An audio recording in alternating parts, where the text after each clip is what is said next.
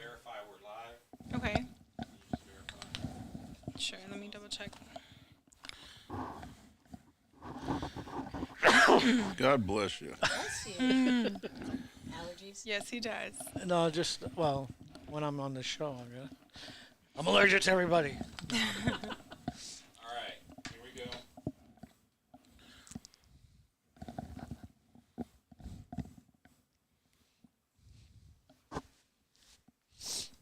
Three, two. Welcome to your Chips and Salsa show, June the 11th. This is Don Jorge El Alacran. And with me is my co-host, Cheryl Rosado. Hello. Hi. And she's wearing her pink today, so Yes. Rosado means pink, so Yes. We That's- learn something new every day. I learned something new because I don't know colors. Well, I know some colors in Spanish. Anyway, we have some great guests today. We have Dr. Branch sitting next to me. He's running for Board of Supervisors. Board of Supervisors. Yeah. And then Nikki Cayley is running for the County Superintendent of Education, and she's very. I met her at our LD. She's very astute and very smart. And later on, we're going to have Kim George running for CD1 for Congress. So that's going to be a very interesting interview. Other than that, next Sunday is Father's Day. I want to say happy Father's Day to everybody because we won't air until Tuesday. And then also Trump was here in Phoenix, and that's why I have my hat. Well, I have my hat on every week, so. And the cool thing about when Trump came, his town hall, is that who made it on stage, George? You did. And who else? Me. Yes, we both made it on stage right behind President Trump, and it was such a surreal, amazing experience for both of us. We were really excited. It came together last minute so quickly, and then for both of us to be able, I told him we were going to have, such an amazing story to tell them on Chips and Salsa that both of the co-hosts managed to make it on stage, and I saw pictures and we're in the background, and that was fun. And you saw more of her in the background, but hey, I was there. I was there in the corner. They just had the cameras towards where Mr. Trump, President Trump was speaking. Also, he had Joe Arpaio on the stage, and a funny story I was telling Eric. I saw Joe Arpaio sitting down, and he wanted to come and say hi. The Secret Service did not allow that. I saw that. I saw Sheriff Joe came up to the Secret Service. Nope, back down. And he said, "Well, nope, doesn't matter. Get back." He was get trying back. to say, "I'm Sheriff." And Yeah, I then was Sheriff. exactly, he was trying to tell them who he was. They didn't care. Nope, get back, get back. And then when President Trump was speaking and he mentioned Sheriff Joe, people started pointing at him, and that's when he was like, "Is he here?" And so he said, "Where is he?" And we pointed, and then he asked him to come on stage. And I thought, that probably was kind of sweet for him to make that person He did it. eat a little crow there. I said the sheriff did it his way. He couldn't come up and say, because he saw me, because we had just had him on our show. So Right. He was on the show 2 And I go weeks like ago. this, and I go, and he wanted to walk up and say something, but they didn't allow him. But when President Trump told him to come on stage, he did. Yeah, he they did. rolled out the red carpet, as it were. The and Secret it Service was funny was on the because way. when Sheriff Joe was here, he told us, Trump likes me, and watch, he will mention me. He will. And he was so sure and so confident. And then when he had him come on stage and Trump greeted him with such a big hug, it made me very emotional. Yeah. Because he was just here telling us how, like he said on stage, that Trump was his hero. And so it was really exciting to see that come together. And I got some pictures and I sent them right over to Sheriff Joe. And I said, I think, you'd like to see it because since I was on stage, I got a different vantage point. So he was really excited to see that. And he told us, he says, I do things my way. He did it his way. Yep. Went right past Secret Service and came on the stage. And I was like, he got on stage. Yep. So Plus, there was a kiss. yes, Yeah. exactly. There was the kiss heard around the world. Exactly. So it was definitely a little bit of the Sheriff Joe show Yep. right then in that moment. So it was nice, and the whole rally was nice. There was about over 2,000 people that weren't allowed in because it was packed, and I think Dr. Branch was one of those. They walked me away. Oh, I heard. I had a fellow PC who was text in our group chat, and he said, "Oh, they're closing the doors. I didn't make it, guys. So Happened to you me too, you didn't make yeah. it either, yeah. So it was very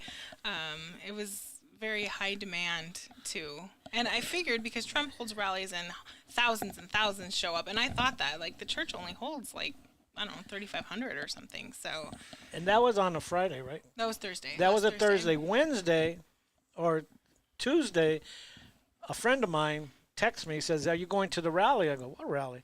"Trump rally." I said, "I haven't even heard about it."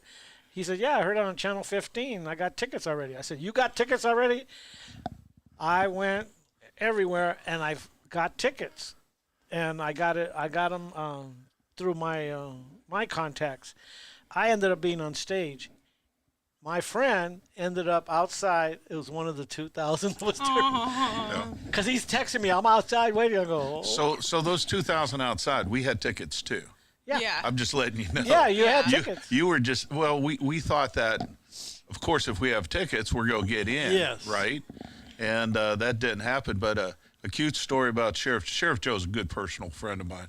And he called me up 2 days, actually on Saturday night. And he said, "Well, you seen the kiss?" And it was like, "Yeah, I seen the kiss, Joe." And he goes, "That's the kiss heard around the world." And I said, "Yeah, it is." He said, "Well, I want you to know there was 2 people there hugging and giving a kiss, and 50% of them endorse you for County Board of Supervisors." Sheriff gave me his complete endorsement a few months ago when I got into this, and he's helped my campaign out tremendously, and he's just a good, dear friend. I hope he gets elected at Fountain Hills. What a legend Sheriff Joe is. And I seen him last week on your show. He gave me a call actually after it. I don't know when you taped, right? Yeah. But he called. He said they actually brought chips out this time, and so I see the chips out Chips this for time. you, It's just too. like So- now we got to upgrade to margaritas. I'm just letting you know. So Okay, so I'll that talk was to the production assistant. talk to the productionist. Well, no, she's a little young for that. okay. So that's Dr. Branch, and then Nikki Kelly. Kelly. I just want to Nikki say Kelly. Nikki Kelly. I just want to say one thing. Hunter Biden was found guilty on 3 charges, so that was a good thing. On all charges. On all, well, yeah, all We'll charges. just say on all charges. Yeah. They like saying that to us. So Yeah. on all charges. So, but I was worried about that. I didn't think he. I think it was. I thought it was gonna be a hung jury. I told my wife, I said, "If this goes on another day, it's hung jury." Man, when I came in from outside and they said they're waiting for the verdict, they've already reached a thing. I said he's guilty. So anyway, Dr. Branch. I'll introduce. Well, women, ladies first. Nikki Kelly, you want to say a few words about your campaign, and then we'll go to Dr. Branch. Absolutely. So I'm Nikki Kelly, and I'm running for Maricopa County Superintendent of Schools. I'm one of 3 Republicans in the race. I would love to have everybody's support. I'd love to have their vote. I'm a math and a physics teacher. I'm Whoop, a whoop. mom. Thank you. I'm a mom of 2 school-age kiddos. I've been married for 20 years to my husband, who's a judge. I teach at a district public school. I believe in total school choice. My kiddos have never been in anything but a charter, and I want to raise the level of excellence in our district public schools so that they're on par with what I consider excellence, which is charters and homeschools, so that we can have better reading and math scores, and that's what I want to bring to this office. Something about Nikki that she doesn't talk about a lot. You have your podcast, right?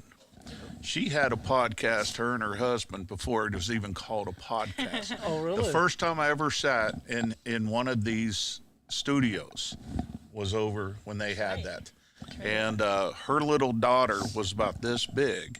And I on a campaign trail, that you got to kiss babies, and that was the first baby I kissed. Now she is so big and tall and all that now, so a lot of years passed. But Yeah. So what was You that? know. What was that called? Oh, man. I totally forget. It was like something round table. It was a So long time ago. and you'd have people like Dr. Branch and people. Yeah. We actually interviewed Doug Ducey when he was running for treasurer. We were the Oh, first people wow. to Wow. interview him. We had like a list of really good That's right. conservative questions, and we brought in all sorts of people to come. And How long did you ask do that for? questions. It went on for like a couple of months up into the election date, and then it turned into other shows for my husband. He did a roundtable with Rachel Alexander and Oh, Sheriff wow. Joe, and so he did other stuff. And Well, Rachel was on with us a couple times That's too. right. That's Yeah, right. 'cause That's we- probably how I know him, because I realized not too long ago when I was talking to Nikki, I said, "Wait a minute, Marcus is your husband? I've known him for so long. Exactly. I didn't even realize." Because Exactly. very They've been a quiet. fixture in conservative Republicans forever. Exactly. So if you're looking for a good conservative to run the county schools, there's no one better than this woman right here. Well, it's true though, but it is true. So, and I'll tell you what, they raised their whole family, the son and the daughter, very conservative people.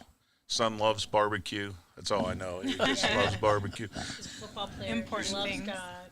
He's a conservative. Yeah. There you go. And she's just a wonderful person. So please vote for her, 100%. And I, what? I love that you're so supportive of school choice. I do have, my children have been in a charter, they've been in a private school, mostly they've been homeschooled, and so that's very important to me. But I wanted to touch just quickly on something, how you mentioned that you are currently a public school teacher. And I know that I have personally heard people say, well, how come, if Nikki Kelly is a serious candidate, how come she doesn't have any social media footprint out there? So I was wondering if you could touch on that. That's a really good question, and I have no problem with people questioning why I don't have a much larger media presence. I do have one as a political fixture. I have Instagram and X, Twitter, right, former Twitter, and I also have Facebook. I do that because I'm a political person at this point.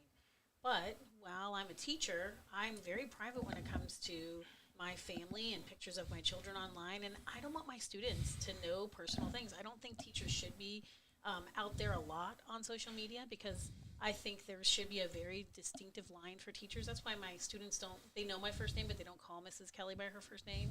It's just Mrs. Kelly. And I think the more professional that remains between students and teachers, the better those relationships are going to be. Then we won't have those slippery slopes where we have disgusting teachers who take advantage of those relationships, Right. where things start to get blurred in situations. And we see it all over the place. We see teachers get themselves in trouble. I think access to a teacher's social media for students is just an awful slippery slope, so I have refused to do that personally. And I did the same thing when I worked on the Hill, just because I was a congressional staffer. What I did online would reflect on whoever I worked for.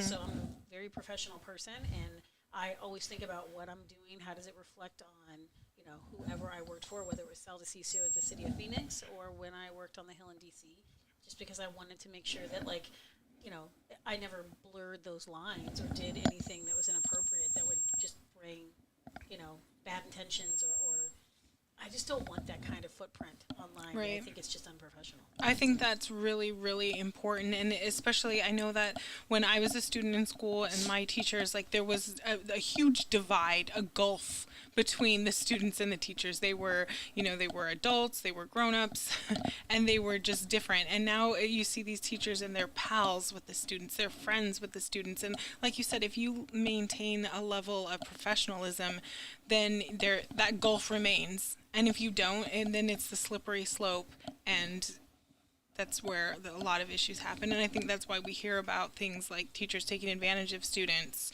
much more now than we ever did in the past. I totally agree with you. I think that also is a way to lock parents out of classrooms.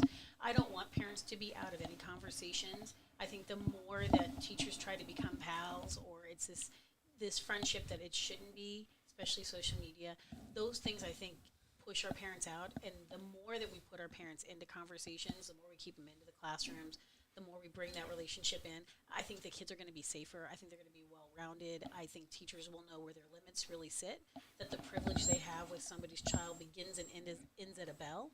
Because I think too many teachers or schools, maybe most administrations, who sort of believe they have this moral authority over their students and the parents don't. And I want to return us back to a position of where parents are that line of defense. Parents are the ones we go to. Right. For answers when a child is suffering with something at school or they have questions about their gender. We should be going to the parents with all of that kind of stuff. And I think the more we blur that line between teacher and student or administration and student, the more we lock parents out. And that's something we have to Now stop doing. that doesn't include students having a laptop, doing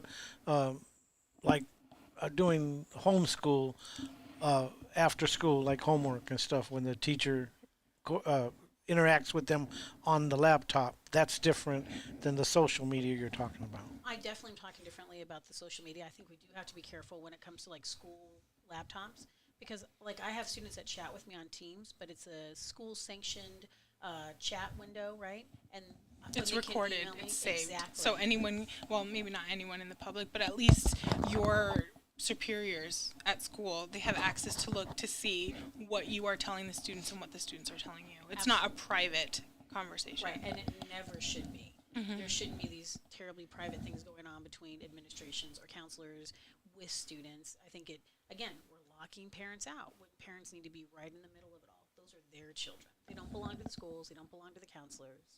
And so I think my personal beliefs on my own social media, I think bleeds into how professional I want to be with our students, because they're our clients, right? Their parents are our clients. Teachers are at a professional level, and they're there to actually give information instead of trying to teach these kiddos like what to think, teach them how to think critically on their own.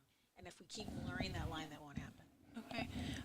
Bob, so she mentioned that the students' parents are her clients. Who are your clients in the office you're running for? Everybody. No, everybody in the. I'm running for Maricopa County Board of Supervisors, but for District 4. But what people don't understand is, first of all, what Maricopa County Board of Supervisors even does, right? You have one of the largest counties in the United States. You've got the fourth largest county. You have the second largest voting block in the United States. There's over 4.5 million people that live here. Budget close to $5 billion. And almost 10,000 square miles. I mean, the Maricopa County is larger than Israel, right? And yeah, it's quite impressive on how large this county really is. And you got 5 people governing this. So with the 5 people governing it, you have 40 departments under the Maricopa County Board of Supervisors, but you have 21 elected offices. Like Nikki's office is one of the elected offices that get their budget from the Maricopa County Board of Supervisors. So when you say, well, I'm running for District 4, the realization is all of them have to work together to run the county. And that's what's really important. And where my experience comes in is I am already serving District 4. I'm the only candidate in this race that has any county government experience. I've been in Maricopa County's government now for 7 terms as your Commissioner of Park and Rec for Maricopa County's for District 4. So everything that we've done in the past, 7 terms ago, gosh, we just probably met then. But I just got done, and a couple things with Nikki. But 7 terms ago, I was put in charge of the parks in our area. And that's when you had Napolitano. Remember her? I call it the N-word. I don't like saying it, but Napolitano. She had us almost bankrupt. And when she had us almost bankrupt, we had to sell our Capitol building. We had to sell a couple executive buildings. And it was horrible. 49 cents out of every dollar Parks needed was generated with inside Parks. It was a tough time. But when I took over, we started coming out of that slump. We eventually came out of that slump, and we started adding to parks. So I bought Vulture Mountain, 1,100 acres up on Vulture Mountain up in Wickenburg. So when you go up to Vulture Mountain Road up with Lydia's tonight, big shout out to Lydia. But at Lydia's, Vulture Mountain is now into one of our regional parks. You bought Hacienda River Preserve up in Wickenburg. That was one of the parks we developed under my tenure. And now 94 cents out of every dollar is generated with inside parks. So, and if you look, $1 that is generated, that we generate within parks, $5 is actually generated outside of parks, right? And so we're a cash cow. We'll mean millions of dollars to Wickenburg when everything's up and running. And that's pretty impressive. And now we have the #1 regional park system in the United States. Awesome. So that's what we've very developed. impressive. Well, and for my efforts, and something I really appreciated, the Board of Supervisors in December awarded me the title Commissioner Emeritus of the Parks. So even when I win this office and I have to step down from Parks, You I can will stay still be the emeritus. Commissioner of Parks. you So, go. but Just- so when you ask who our customers are, they're every single. It doesn't matter if you're Republican, Democrat, you vote, you don't vote. Your kiddo, as Nikki would call them, you know, it doesn't matter. You rely on us to make sure that all the departments, from the sheriff's office, schools, but even like air quality and parks, everything runs together. And you need a businessman to do that, and that's my Definitely. forte. Okay, two things. First, can you tell us where District 4 is, like like what area that is? And then to sort of like let people know who you are and like your philosophy on things, can you tell us what you did in the parks when it was COVID time? Yes, well, and so the geographic boundaries, and these are rough drafts because it kind of loops around. But let's look at like 56th Avenue, west to Tonopah. Ooh. Let's go I-10 north to Yavapai County, and the northern part all the way to La Paz County. It's 2,200 square miles. Is my district. And you were asking, you know, what we did during COVID. So people get a sense of the kind of way that you would prefer things. Well, actually, we got the call to shut down parks because remember, the federal government shut down their parks, right? State government shut down their parks. Many of the counties shut down their parks. Even HOAs were shutting down parks. You drive by a park in an HOA and it looks like a police crime the scene, caution right? tape. It was ridiculous. out. It was ridiculous. So the call came in and it was like, we need to shut down parks. And it was like, no. It was like, we're not shutting down parks. You know, here's the thing. What is it, 112 out there today? It's probably like 10, 11% relative humidity. Nothing lives out there. You want to be healthy, go outside and walk. You want to be sick, you stay home with sick people. So, you know, the County Board of Supervisors, they actually backed my play. And we didn't shut down parks for a single day. All right. And we were actually up about 140% year over year because people were flocking to the parks. It got so bad that people were starting to park on tall grass, and that's a fire hazard, right? So you drive your vehicle up and it's really hot, and you're on tall grass and it's hitting so it catch fire. And it was like, okay, we need more parking places. Well, you can't get ADOT out there. We had access to some graders, and it was like, just start grading. Wherever we're legally allowed to grade, let's just start making some parking areas. But my philosophy of this county is very simple. You need a business person to run it like business. You're wearing your Trump hat. I love Trump. You know, he asked me politely, he said, do you mind my hat? It was like, what does that even mean? You know, mind your hat. On the back of my shirts are Trump, right? Because that's where I stand. And I know Nikki and I, we the people candidates out there. We endorse Trump wholeheartedly. We love him. And I don't mean to speak for you. No, but it's true. It's on our flyers. We're on a flyer together. It says we endorse Trump, and we do. And I'll tell you, so my philosophy is very simple. We need a new county recorder. Get rid of the current county recorder, okay? And those that don't know, that's Stephen Richer. I'll look you in the camera and just say, don't vote for him. Now, you have two other candidates running for that office. We need a new county recorder. You got two current Board of Supervisors that are running for re-election. You got Galvin and Sellers. Please vote for their opponent. Get rid of these people. We want a new board down there. We want a new county recorder. We want to reinstore election integrity. Now, where I'm different than my opponent, after hearing me speak 3 or 4 times on the campaign trail, because she wouldn't even talk about elections. But my opponent now is, my cornerstone is election integrity. Then she goes, the machines have to work. Well, I want to get rid of the machines, right? I want to usher them out. I want them gone. I want local level, precinct level voting, same day voting. Yes, we absolutely need absentee ballots because we have servicemen and women all over the world. We have a large elderly population. We have to make sure that they're able to vote. We don't want to disenfranchise. But this, let's vote for a whole month before, throwing them in drop boxes, that whole thing has to go. That has to go. We have to know. We want to know at the end of the night who wins the elections. So I want to restore election integrity. But I also want to restore the integrity of the Board of Supervisors. Because right now, people have lost faith in it. Have you been down to the Board of Supervisors meetings? I have not. Okay, shame on you. But I tell everybody that when I ask that question. We have a beautiful atrium down there. It's called the Supervisors Atrium. It's a mid-century round building. But it has gotten so bad there.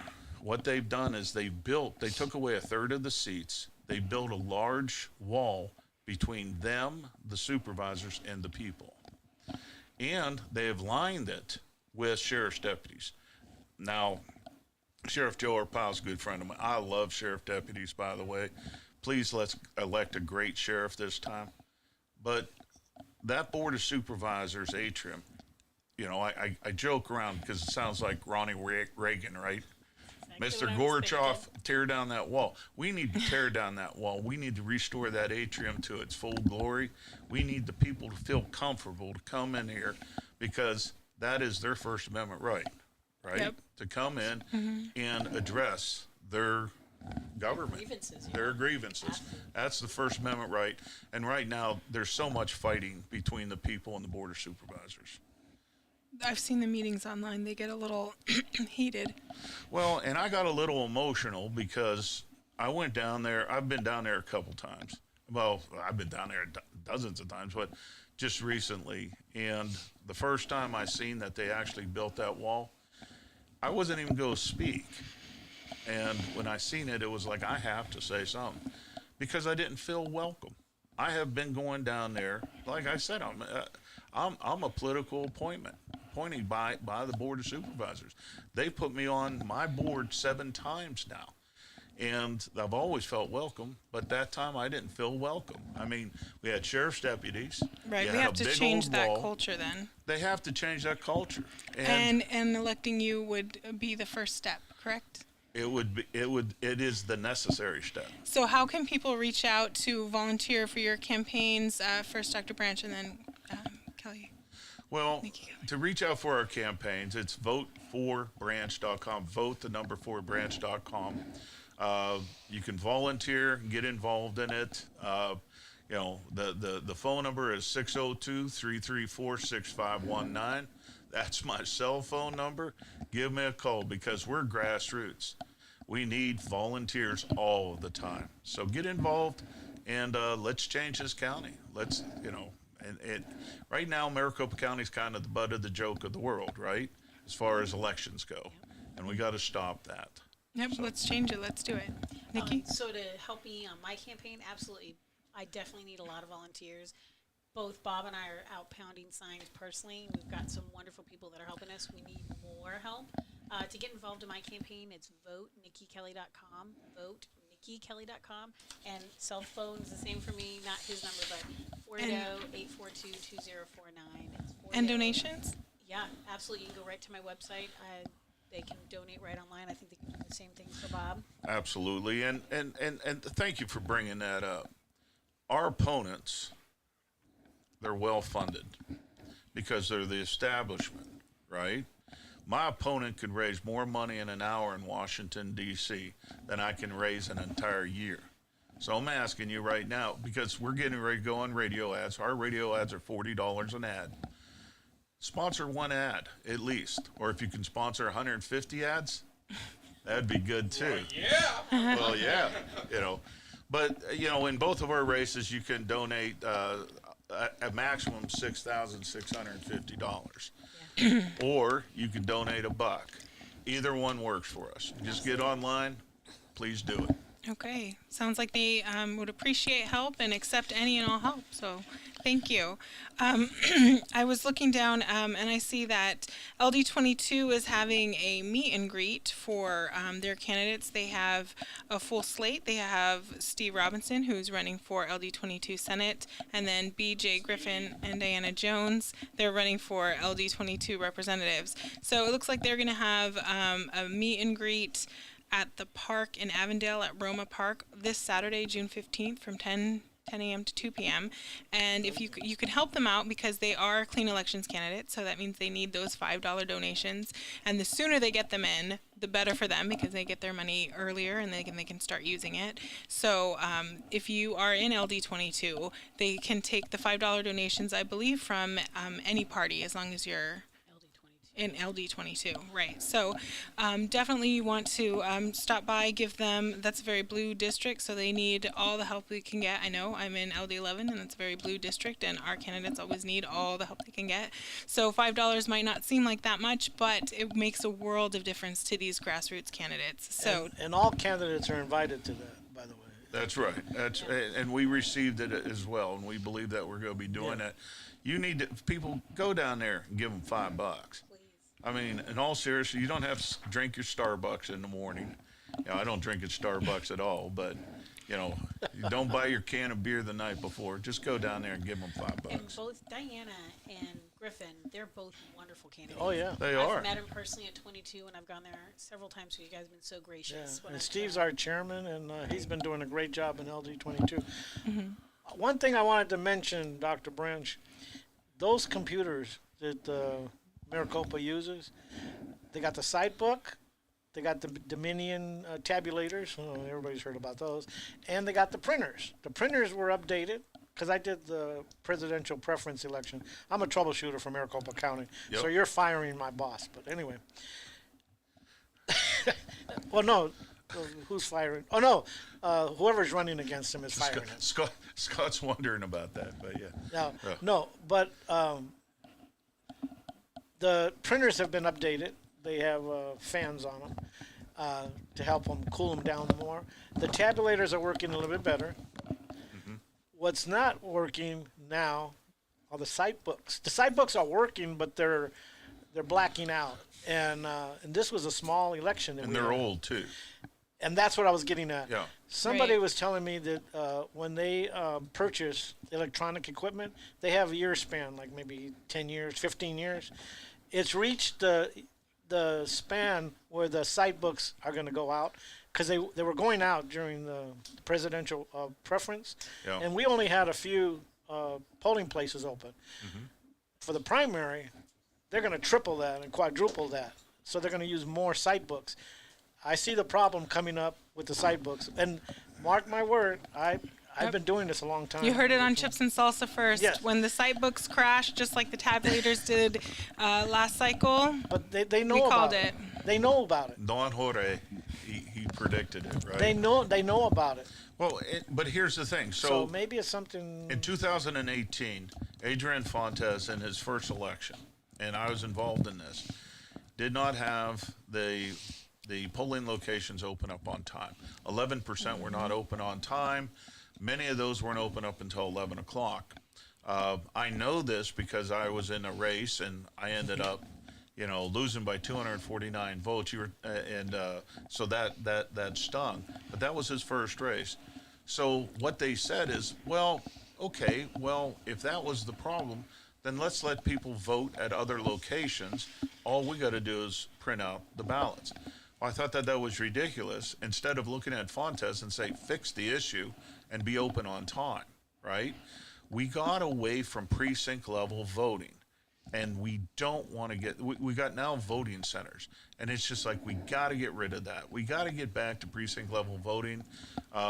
In the County Board of Supervisors, one thing that the county can do is they can say how big a precinct is, and they can also add in more precincts, right?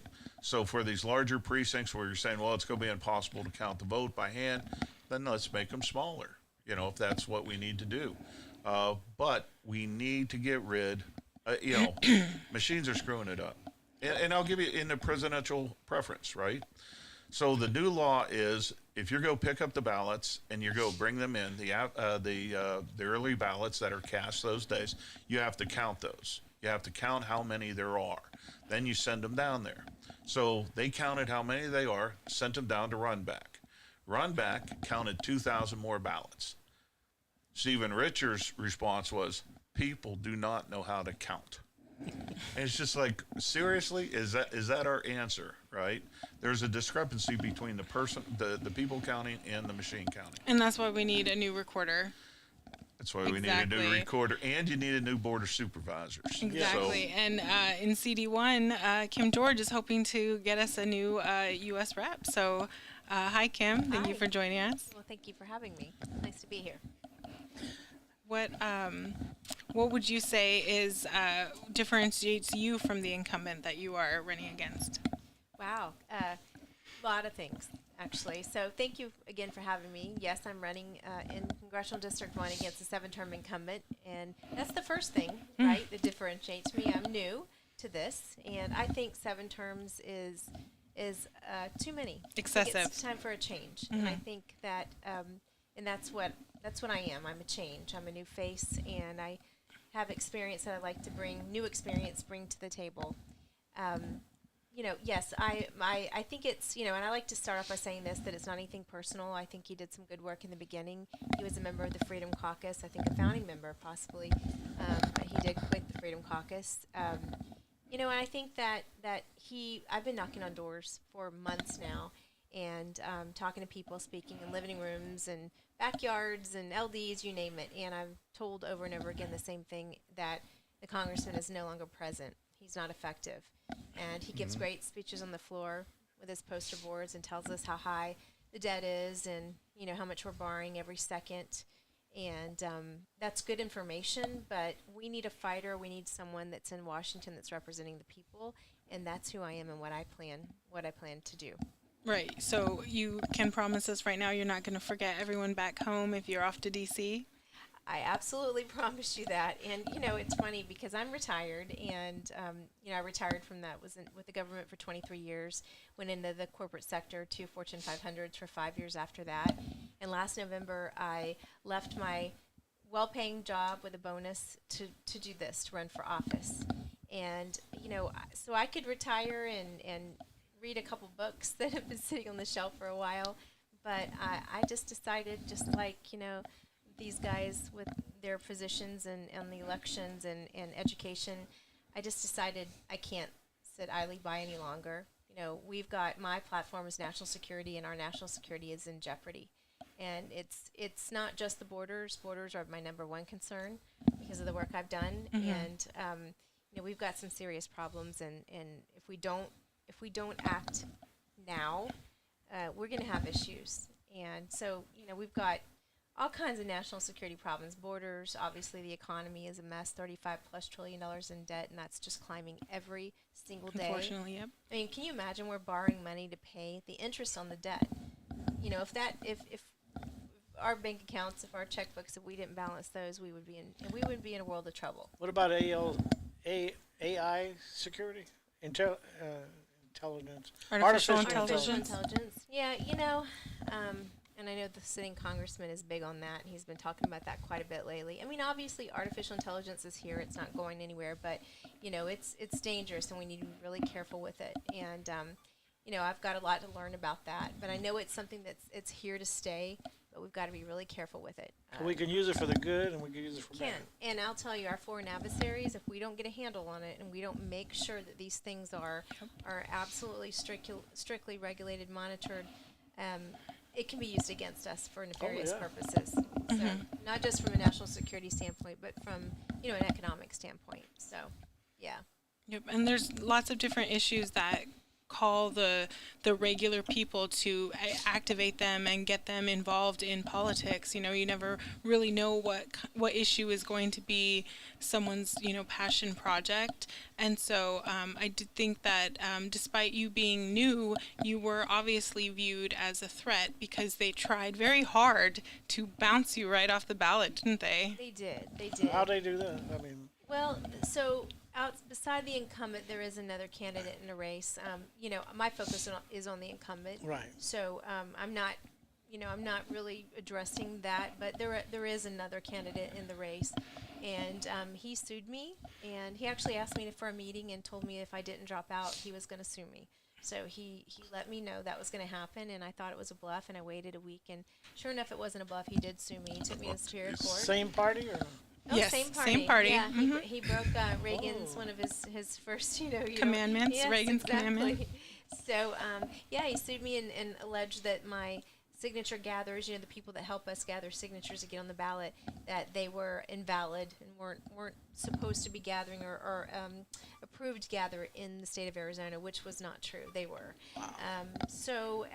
He sued me. I won. The judge ruled from the bench, dismissed his case. And he wasn't happy with that, so he appealed it to the Arizona Supreme Court. Took me to the Supreme Court, where I also prevailed. So have great representation. I'm thankful for that. But really what this is it's this lawfare that we're seeing across the country. I mean, from President Trump's level down to the dog catcher level, we're seeing it everywhere. And I was told from good sources that this was a Mark Elias legal theory that they're using all around the country. So now they're not just, they're coming up with anything and everything they can to kick good conservative America First candidates off the ballot, and they know that's who I am, and they know because of that I'm a threat, and they don't want that. Right, and I personally think that lawfare is just cheap, low, disgusting. It's the pressure that it puts on the person, because legal things can be scary. If you don't have representation, you feel all alone, and the repercussions of things could be bigger than even the person who started the lawfare could comprehend sometimes. And so I definitely, I appreciate that you still fought that battle. You didn't, okay, well, you brought this lawsuit, so I think I'd rather, bow out or anything. It's a hard, and I think it shows a lot of your character. And I also think it's probably not surprising for people to know you, since you mentioned law enforcement, but you did come from the FBI. So that's something that's also probably a lot of strength of character to be able to be a woman and get through that as your career choice. That's where I remember you from. Yeah, yeah, right. That's right, the mugshot.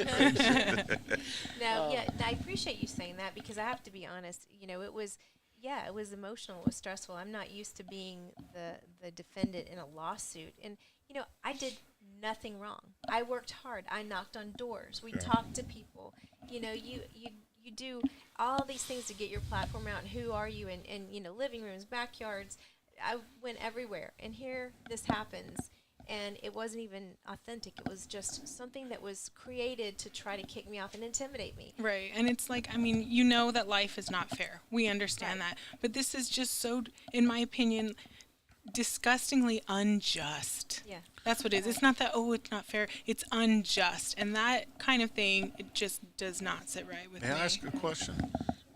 Were you able to recoup your legal fees? No. See, now that is what is so wrong, because obviously you were able to do this. Obviously you were able to do it and pay for it, but that would crush so many other candidates. Right. And that's what they're counting on. Right. They are counting on just crushing us. And I think that that's absolutely wrong. Right. And judges need to understand that you should have been able to recoup legal fees, especially when they lost, took you to Supreme Court, lost again. I mean, that's malicious. They should have had to pay your legal fees. Yeah. And actually, the initial threat, when they made the initial threat to sue me, they said that they were going to ask for their legal fees to be paid. What? So, and they said it was going to be $20,000 to $30,000. So you can imagine, that's a lot when you're running a campaign and you're raising. I didn't put any. I said from the beginning, I'm not going to put $1 of my own money in, because I think that we should work hard, and we're not clean elections, obviously federal. Right. But I said I'm going to work hard for every single penny that I raised, and I've done that, and I'm proud of that.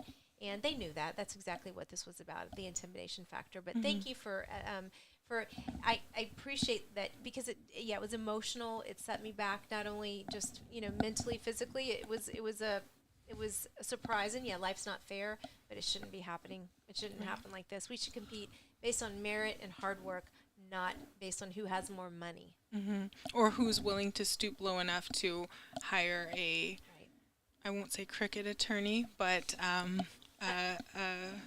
A fancy law firm. Well, there's Yeah. giant law firms out there that will take these cases, right? And that's if what you have the money, they'll take the case. but knowing that they really do want to crush grassroots people that get in there and actually desire to make a change, right? And I like your platform as far as you're saying that for national security, because I'm running against an opponent that she was the deciding vote on whether or not FISA would have a warrant or not a warrant.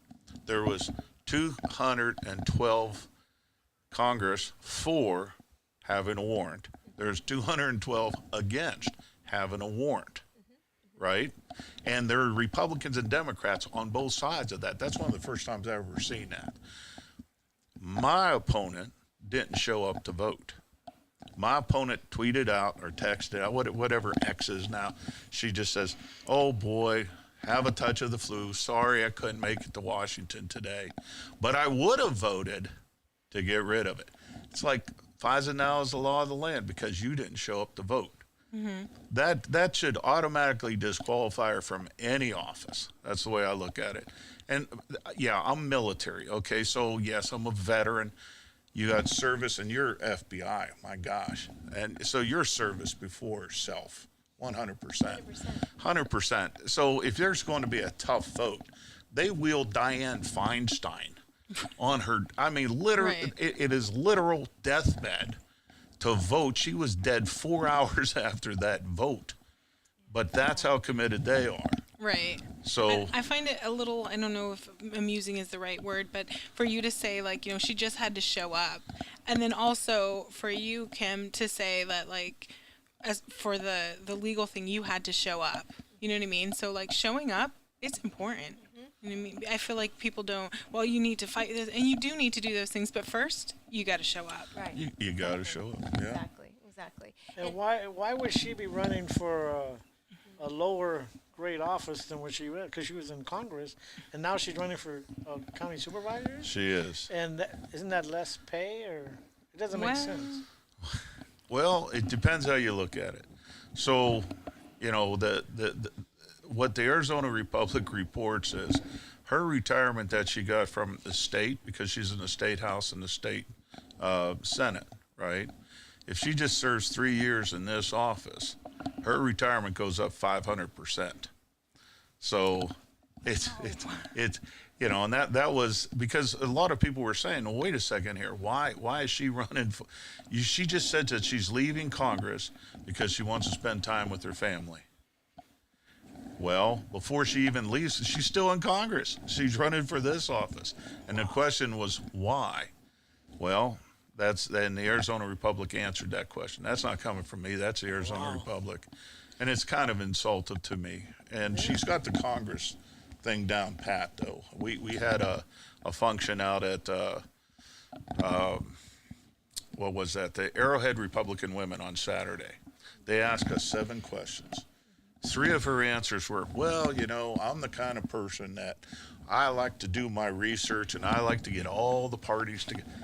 That is congressional speech for, I'm going to see which way the political wind blows. And that's what it is. And you can't have that in a county government. Legislators, nothing personal, but they don't govern.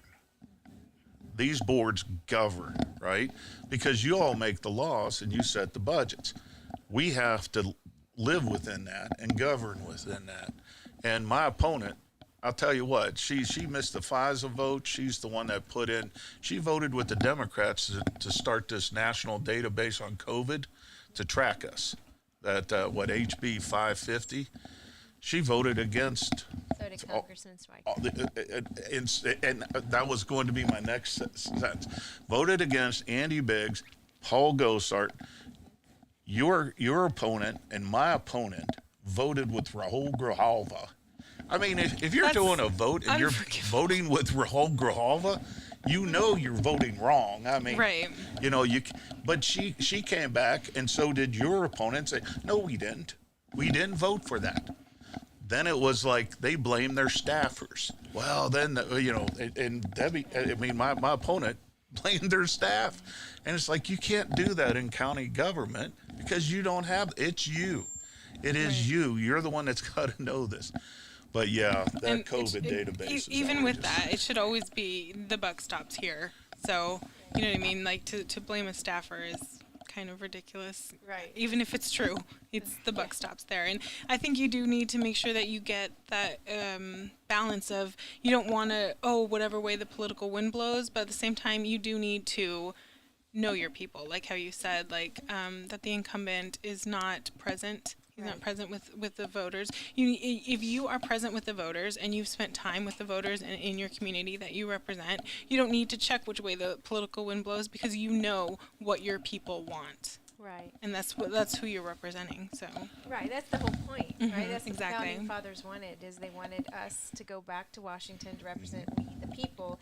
And I think that they, especially term after term after term, they forget that, and they get, I call it getting Washingtonized. They get used to the wine and the cheese parties and the untouchable. the lobbyists. And untouchable. Right, right. You're untouchable. Yeah, That's and they forget about what matters. So, I think I will say that I think most of them go to Washington with good intentions. right. To do the right thing, and then they I just agree. get caught up in everything. And then it's, well, do I vote on this? And, because if I do, then I'll upset some people. If I don't, then I'm, so they're always doing this. So would you support term limits? Absolutely, 100%. Great. The question is, what is the? What is I've the said balance? 2 to 4 for the House and 2 for the Senate. But yes, definitely. And I've even been told, don't say that. That might not be long enough. But no, I think absolutely. I think that's the solution. And Is, you're running for CD1. Can you also tell us just quickly what area that is? yes, it's Scottsdale, Cave Creek, Carefree, Rio Verde, Paradise Valley, and a little bit of North Phoenix. So it's. I think it's not the number 1 largest district in the country, but it's in the top 3. It's very large. So it's, and it's a very diverse. On Saturday I was at a Catholic church Saturday morning up in Cave Creek, hearing a seminar on abortion and IVF. And in the afternoon, I was at the NAACP function at a Baptist church in downtown Phoenix, not my district, but the candidates were invited. And I will say I was the only Republican from CD1 to show up. And I know it's not my district and they're not my voters, but I thought it was the respectful, right thing to do. And it's really good to get to talk to, other people that have differing opinions. And all the Democrats were there. And I was the only Republican that showed up. So I'm again, really sad that I am missed that. present. I did see it, but unfortunately I couldn't make It was really good. It was really good. A lot of nice people there, and I think I believe that God puts us in places for a reason, and I think even if I wouldn't have gained any voters had they been in my district, I think hearing me speak and hearing my message and who I am and what I believe, I think you touch people, and you might not realize it at that moment in time, but I truly believe that that's what happens. And I think especially because that wasn't your district and you still showed up. So you let those voters know that they still matter to elected officials, even if they're not their direct constituents. What is your website or contact info, Kim, for people who would like to find out more about your campaign, who you are, volunteer, donate money, all that great stuff? Thank you. It's KimGeorgeForArizona.com, KimGeorgeForArizona.com. And of course, we're on all the socials, and I would appreciate followers, donations. Please go to the site. Anything that you would like to do to support the campaign to make a change in Washington, because when we get President Donald J. Trump in the White House, which we are going to do, and he needs fighters. He needs people like me that are going to support him and back him. And the sitting congressman does not do that, but I do 100%. And I will fight for and with President Trump. And I look forward to being in Washington and doing that. Yes, so President Trump needs people like Kim George, and Kim George needs people like you. So if you want to volunteer, please reach out to her. Again, just like Nikki Kelly and Dr. Bob Branch, she is not an establishment player with all the pennies. She needs the grassroots help. And I know because we, a group of my friends and I, we went out and we did help her with signatures. So I know that she's trying desperately to do what she can to be able to help President Trump. So if you can do what you can to help her, that would be amazing. Thank you. thank you all for coming on the Chips and Salsa show. Nikki, thank you. Kim, thank you. Dr. you. Branch, thank you. Thank you. And we'll have you, hopefully, we may have you after in the general election. Look forward Come to it. back to our studios. They'll be changed, but it'll be our studios. With the margaritas, though. Hey, we might have margaritas. You never We'll know. work on the margarita Yeah, we'll angle work- in the meantime. We'll work on Of course, it. we'll Uber over here. Yeah, so Exactly. I want to tell everybody, remember Father's Day on Sunday. Nikki will be the DD. Thank, what's your daughter's name? Ariana. Ariana, thank you for helping out on the backboard over there. Looks like you were really learning.